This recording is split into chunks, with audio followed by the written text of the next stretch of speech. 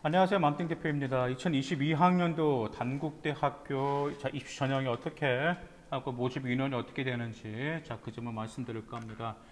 먼저 이제 축전 캠퍼스 같은 경우는 이제 논술 우수자 전형이 있는데 330명 선발하고 있습니다.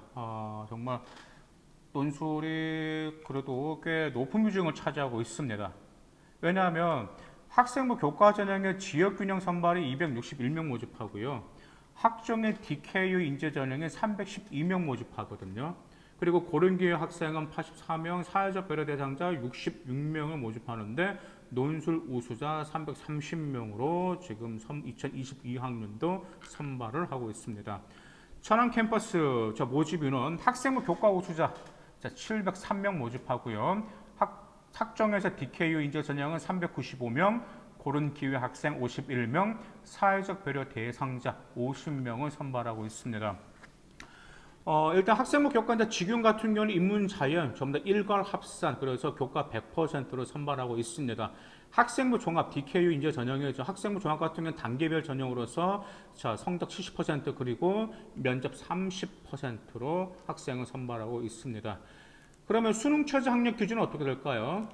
먼저 축전 캠퍼스에서 지역균형, 직균 같은 경우는 인문계열 같은 경우, 자연계열 같은 경우 2합 6등급 이내. 그런데 자연계열 같은 경우는요, 수학을 미적분고 기하 둘 중에 하나 선택하셔야 되고, 탐구는 과학 탐구 중 한 개 과목을 반드시 필수적으로 응시하실 필요가 있습니다. 또한 학생부 교과 우수자 천안 캠퍼스 인문 자연계 2합 7, 다만 간호학과는 2합 5, 의학계열은 3합 5, 약학과는 3합 6등급을 하고 있는데 DKU 인재형과 DKU 인재 기회균형 선발에서 그렇게 학생부 종합전형의 수능 최저도 설정되어 있습니다. 그러면 일단 우리가 이제 단국대학교 같은 경우는 서류 평가를 어떻게 할까요? 먼저 단국대학교 같은 데 네 가지를 평가하고 있습니다. 물론 당연히 네 가지겠죠. 왜냐면 학종의 4대 요소니까요. 학업 역량과 전공 적합성과 인성과 발전 가능성 이 네 가지가 들어가야 됩니다. 먼저 학업 역량에서 단국대학교 같은 경우 보는 건 당연히 학업 역량에는 학업 성취도, 그 다음에 성적 추이도, 그리고 학업 관련 활동도 보는데 수상 경력까지 보고 있습니다. 그래서 수상 경력 가지고 학업 역량을 보는데 이제 이걸 보실 수가 있겠죠. 이제 이런 학생들이 줄 수가 있어요. 그러면 수상 경력에 학업 우수성만 자기가 꼭 올려야 되나라고 그렇게 생각하시는 분들이 있거든요. 근데 저는 개인적으로 이렇게 생각을 하고 있습니다. 물론 수상 경력이었지만 한 학기당 하나밖에 쓸 수가 없잖아요. 그렇죠? 그래서 학업에 대해 학업 역량을 드러낼 수 있는 수상 경력도 좋긴 좋은데 기왕이면 자기 전공과 관련된 어떤 지원 학과에 관련된 그 상을 수상 경력 저는 더 유리하다고 저는 그렇게 생각하고 있습니다. 왜냐하면 학업 역량 같은 경우는 여러분들 내신 성적표 있잖아요. 거기 보면 여러분들 학업 역량을 평가자가 알 수가 있습니다. 이 정도가 되면 학업 우상을 충분히 받을 수 있겠구나 알 수가 있는데 굳이 수상 경력 단 하나만 쓸 수 있는 그 칸에 내신을 받아 알 수 있는 것을 굳이 학업 우수상으로서 꼭 기록할 필요가 있을지 저는 좀 그 점이 좀 칸이 아깝더라고요. 만약 옛날처럼 수상 경력을 쭉쭉쭉 쓸 수 있다라면 뭐 상을 다 나열할 수 있겠지만 근데 반면에 자기가 수상한 경력이 학업 우수상에 관련된 그런 수상 경력밖에 없다. 그럼 당연히 수상 경력으로는 그걸 올려야 되겠죠. 또한 단국대학교에서는 학업 역량을 또 무슨 활동으로도 높이 평가하냐면 독서 활동으로도 학업 역량을 평가를 하고 있습니다. 그러니까 학업 역량이라고 하는 이제 독서 활동이라면 이제 과목별, 교과별 독서도 있겠지만은 여러분들이 지원한 학과에 관련된 어떤 심층적인 독서 활동으로도 여러분들의 역량을 보여줄 수 있다라는 점 꼭 기억하실 필요가 있습니다. 다음은 전공 적합성. 네, 전공 적합성은 말 그대로 전공과 관련된 활동과 전공에 대한 이해도 및 열정 이런 점들로 평가를 하고 있습니다. 그래서 전공과 관련된 활동은 여러분들 많이 활동하는 거 동아리 활동에서 충분히 보고서로서 충분히 보여줄 수가 있고요. 그리고 그 다음에 진로 활동에서도 충분히 보여줄 수가 있고 그 다음에 또 뭘로 보여줄 수가 있겠죠? 수행평가 있죠. 요즘에 와서 수행평가가 모두 자기 진로와 연계되어야 되기 때문에 진로와 연계된 수행평가로서도 충분히 전공 적합성을 보여줄 수가 있습니다. 전공 적합성을 보여준다라고 할 때 자기 진로의 아이들은 종종 많이 착각하는 게 그래, 내가 어떤 학과를 지원하기 어떤 능력도 가지고 있고, 그 다음에 그와 관련된 뭐 과목도 뭐 성적도 좋다. 네, 물론 그것도 드러낼 수 있는데, 또 이런 점도 꼭 저는 드러내길 바랍니다. 그 전공과 관련된 어떤 자질이라든지, 여러분들의 인성이라든지, 그 다음에 여러분들 어떤 섬세한 뭐 사례계품이라든지 어떤 인상 같은 거 있잖아요. 그래서 자기 전공을 뒷받침해줄 만한 그런 인성도 같이 드러난다면 매우 유리하기 때문에 그 점 꼭 참조하시길 바라겠습니다.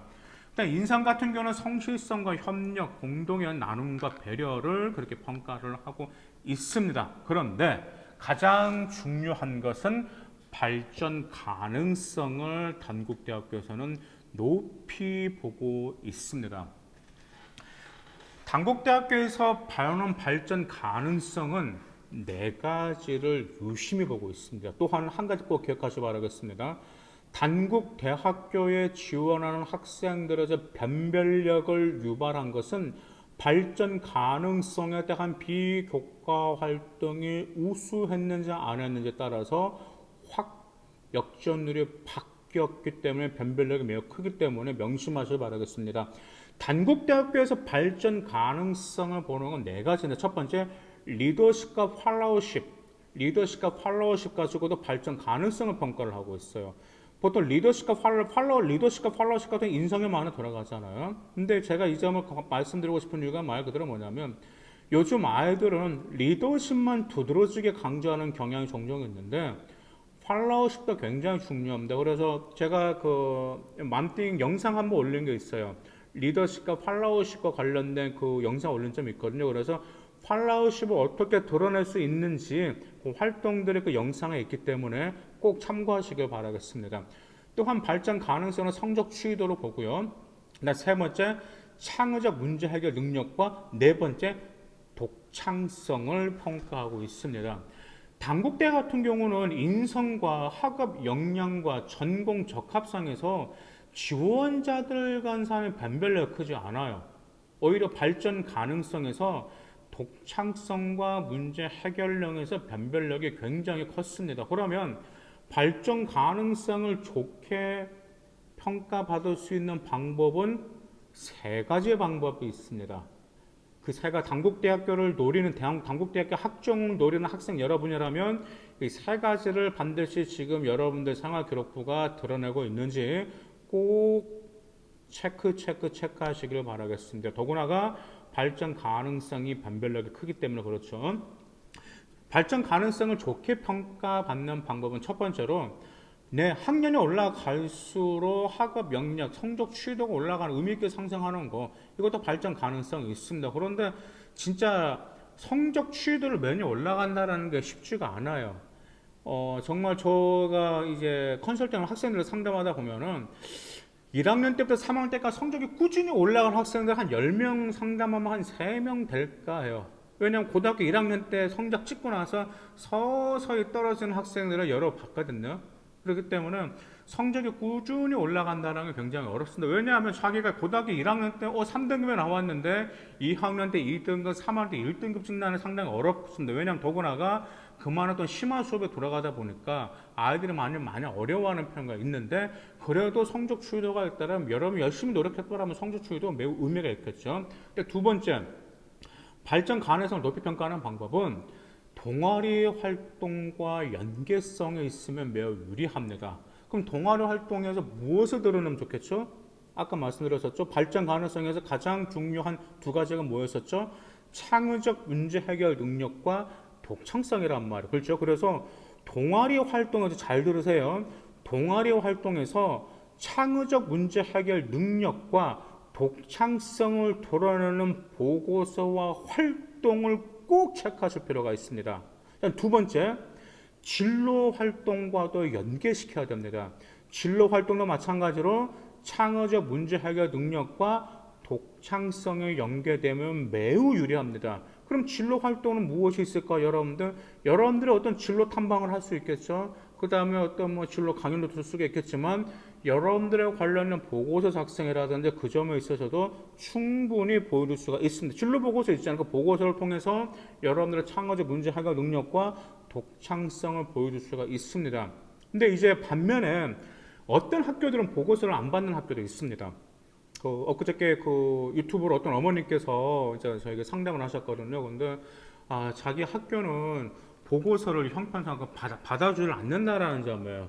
그럼 어떻게 해야 되냐라고 그렇게 이제 여쭤보셨는데, 만약 학교에서 보고서를 받아주지 않으면 일단 동아리 활동에서 자기 자신의 전공과 관련돼서 보여줄 수가 있는 방법이 있고요. 또 어디서 보여줄 수가 있겠죠? 수행평가서를 보여줄 수가 있습니다. 그래서 만약 학교에서 보고서 작성을 안 해준다 그러면은 그럼 어떻게 하냐 그러면 여러분들 과세특에는 수행평가 있죠? 수행평가가 진로와 연계되기 때문에 수행평가를 진로와 연계시켜서 여러분들의 창의적 문제 해결 능력과 독창성을 거기서도 충분히 보여줄 수가 있으면 발전 가능성으로 높이 평가받을 수가 있기 때문에 이 세 가지 꼭 기억하시길 바라겠습니다.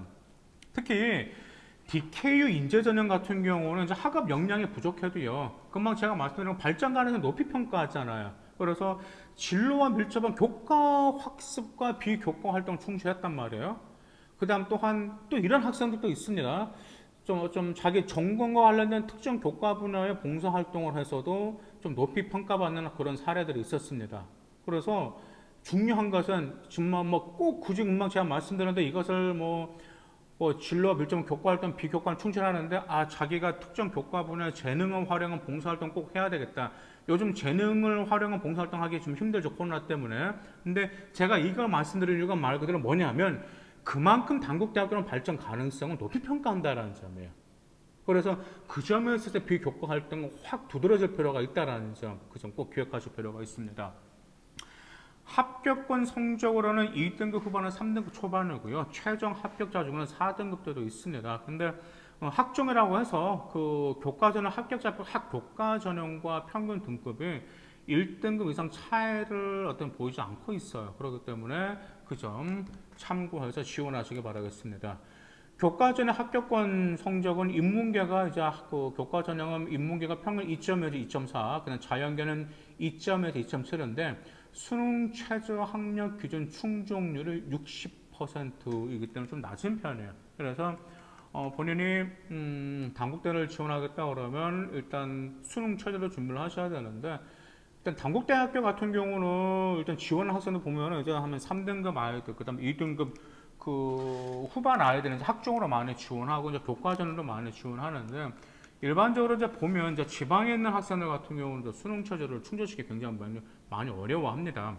수능. 그래서 정말 엊그제도 또 상담을 하다 보면 어떤 학생 같은 경우는 자기 같은 경우는 어떤 학과 이제 생명공학과를 가고 싶은데 자기는 수능 최저 맞출 자신이 없다라는 점에, 그래서 수능 최저 없는 데를 좀 컨설팅 해달라고 이렇게 요청한 학생이 있었습니다. 수능 같은 경우는 제가 전에도 말씀드린 수능은 준비를 미리 꼬박꼬박 하셔야 되는데, 어떻게 수능 준비를 하시냐면 고등학교 1학년 때는 수능 준비하시지 마세요. 그때는 내신에만 올인하셔야 되겠죠. 그렇죠?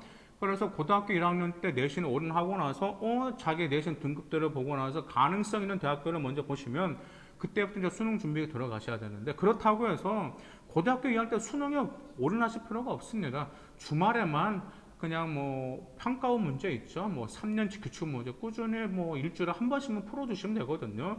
그리고 나서 3학년 때 이제 본격적으로 일주일에 2일이나 3일 정도 수능에 올인하셔야 됩니다. 나머지는 당연히 교과에 올인하셔야 되겠죠.